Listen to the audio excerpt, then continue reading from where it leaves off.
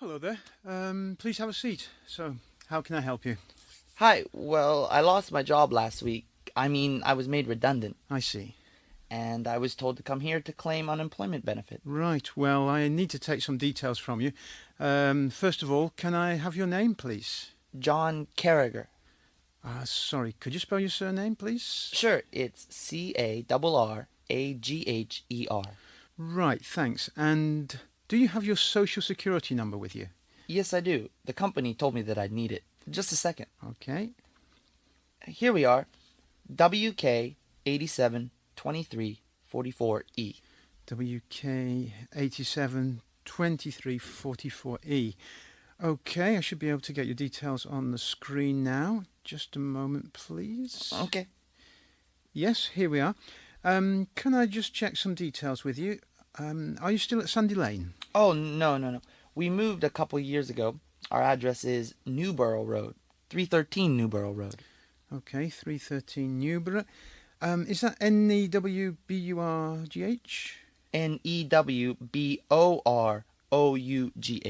Okay. So that means your telephone number has changed as well, has it? Yes, it's now 0364 5748 1724. 036457481724. That's it.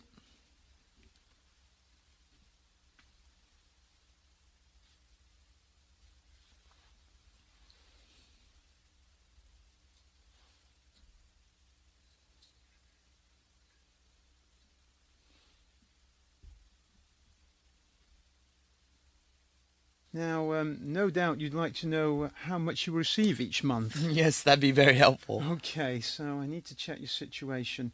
So, first of all, you're still married. Oh, yes, very happily. Okay, and according to your records, you have 2 children. Well, that's changed.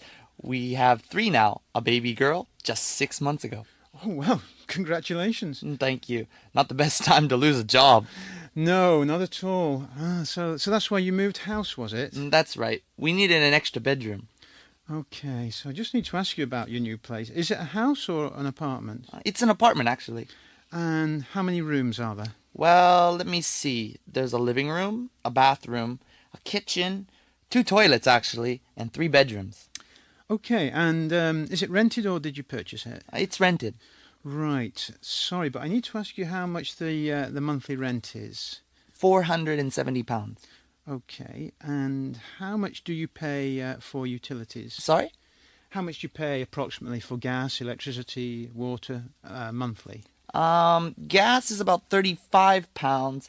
Electricity, not so much, about £27. And water, usually about 14. Okay, please just give me a few minutes while I calculate the benefits. Well, a you very should good morning, receive. everyone. My name's Brian, and I'll be your guide on this tour of the Pleasant Retirement Village. I trust you won't mind getting in and out of the golf cars. They do save on the walking, and they're much easier to get around on than using the minibus. Just a little bit of background information before we set off.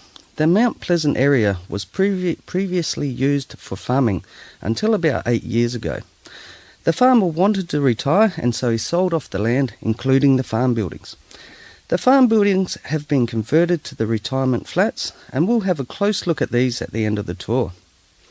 The developers felt that this was an ideal location for a retirement village. The location makes it extremely convenient to get to most of the places retired people in this area like to visit. At the same time, it's also not too close to the main roads, so it's not at all a noisy area.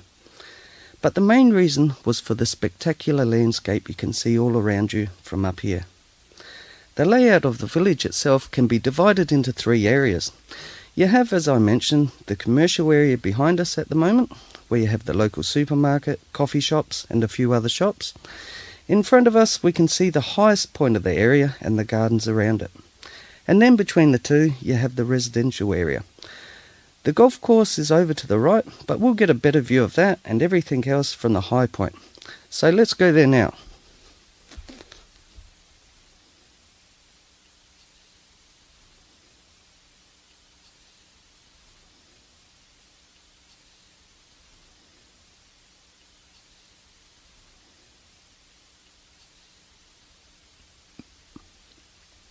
Okay, so here we are at the high point, and from up here we can get a very clear understanding of the layout of the village.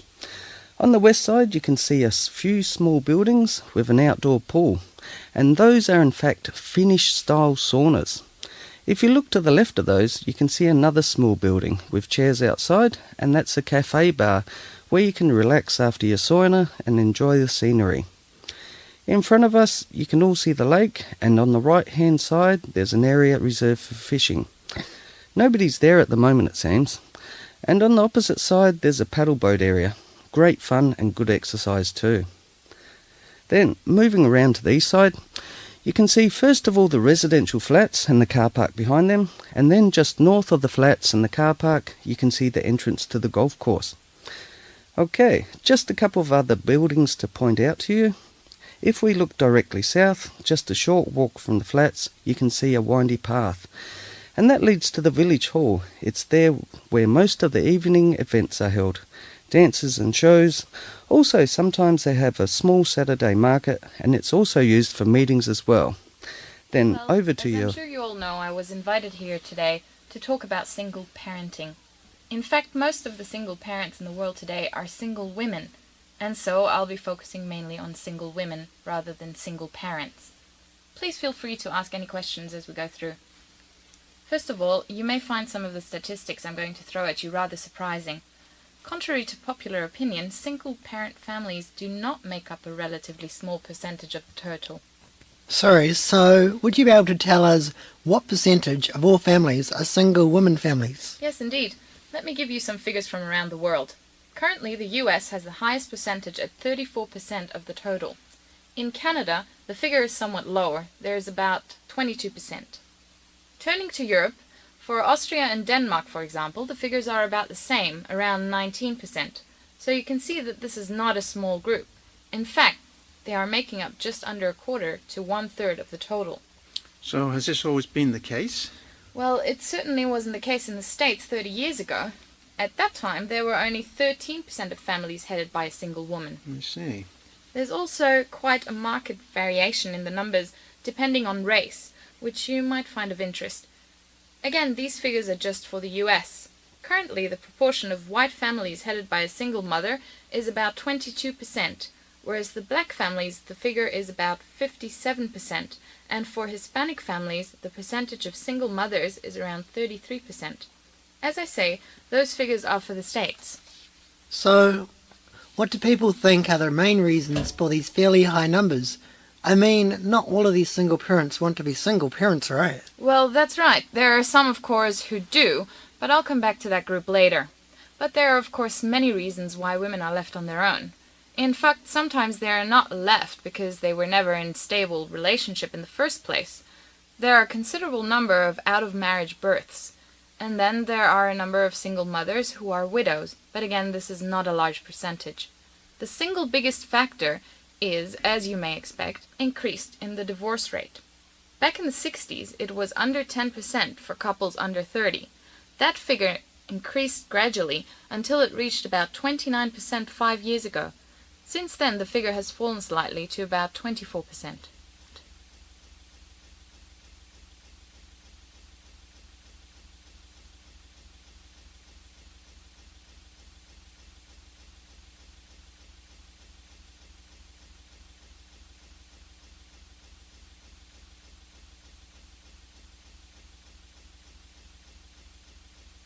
The other aspect of single parenting, which you might be interested in, is the number of teenage mothers.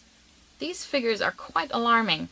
At the moment, teens account for about 15% of all births in the United States, and worldwide, adolescents give birth to around 14 million children annually. 14 million. That's a bit shocking. So, what are the main factors which contribute to teenage pregnancy? There are many factors. One of the main factors, of course, is poverty. And another major contributor is education, or rather the lack of it, particularly with respect to contraception. And there are other factors which play a part. For instance, the perception that female teens have of there being very few opportunities available to them, or the lack of an adult role model, someone they can look up to. Also, peer pressure. There seem to be so many problems. Are there any solutions? Well, there are long-term solutions, yes, and most of them rely on education. A girl is much less likely to get pregnant if, for instance, she has close family ties. So again, we see how the importance of a strong family comes into it. In addition, if a girl has aspirations for the future or high expectations of life, then again, she is far less likely to become pregnant. High self-esteem also plays a very significant part, and that comes, as we know, from both good schooling and good parenting. Now, you mentioned a group of women who choose to be single mothers. Yes, I did. And I think it's definitely worth mentioning that this group is significant in terms of numbers and is growing. I suppose there are two subgroups here: women who choose to raise their own children by themselves, and more recently, those who choose to adopt.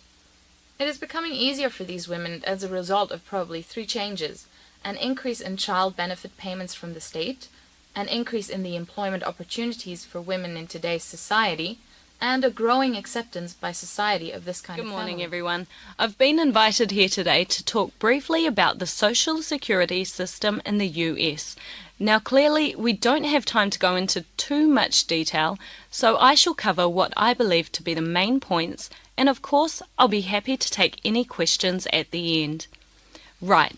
One of the great social and economic successes of the early 20th century was the effort to pass meaningful social insurance laws in the 1930s. Being old all too often also meant being poor. The Social Security Act of 1935 helped change all of that.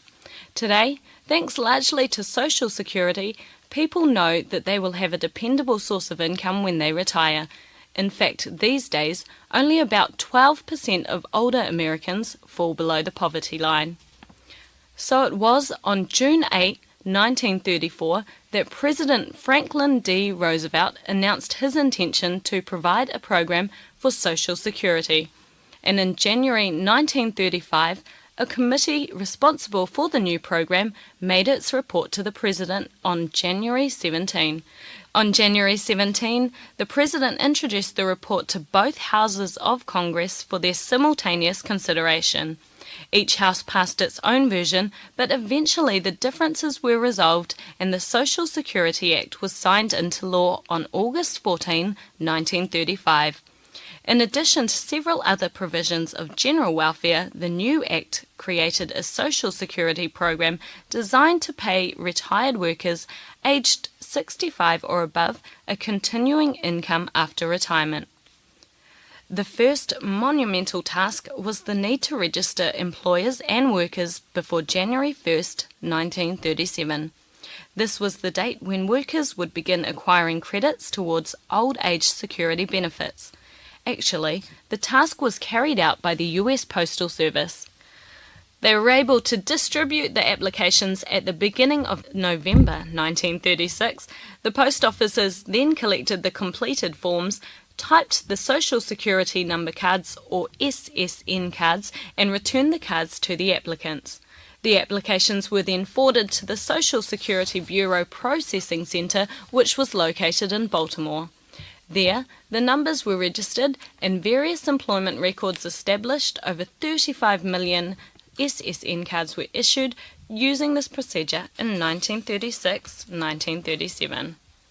Under the 1935 law, monthly benefits would start in 1942. From 1937 to 1942, it was agreed that Social Security was to pay benefits to retirees in the form of one single lump sum payment. The earliest reported applicant for a lump sum payment was a retired Cleveland tram driver named Ernest Ackerman. Ernest retired one day after the Social Security program began. During his one day of participation in the program, a nickel, or perhaps I should say 5 cents, was taken from Mr. Ackerman's pay for Social Security, and upon retiring, he received a lump sum payment of 17 cents. The average payment during this period was $58.06. The smallest ever payment made was just 5 cents.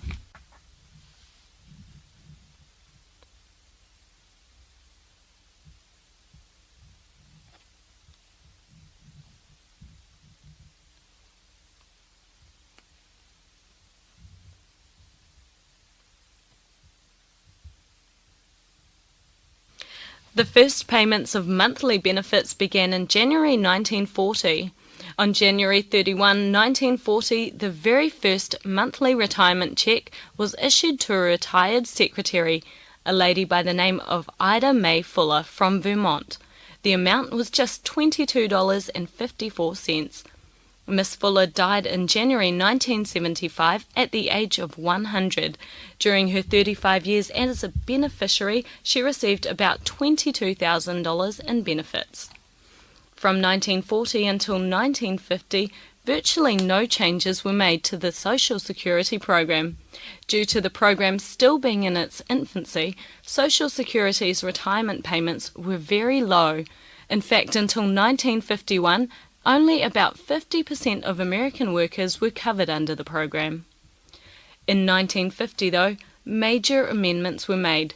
These amendments raised payouts for the first time and put the program on the right track for universal acceptance across the states. Also included in the 1950 amendments was new legislation concerning the first COLA, or Cost of Living Allowance. These annual rises in Social Security benefits, designed to keep up with inflation, are now something that most people take for granted. But in fact, when Ida May Fuller took receipt of her first $22.54 benefit in January of 1940, this was the monthly amount she expected to receive for life. It's not surprising that when the first COLA was implemented 10 years later, it produced a 79% increase in the value of the monthly benefits. From then on, the benefits were increased, but only when Congress endorsed special legislation. It wasn't until 1972 that the law was changed to make annual COLAs standard practice, and even then, the system didn't start until 1975. Fortunately, these days, beneficiaries no longer have to wait for a special act of Congress to receive a benefit increase, and no longer does inflation drain value from Social Security benefits.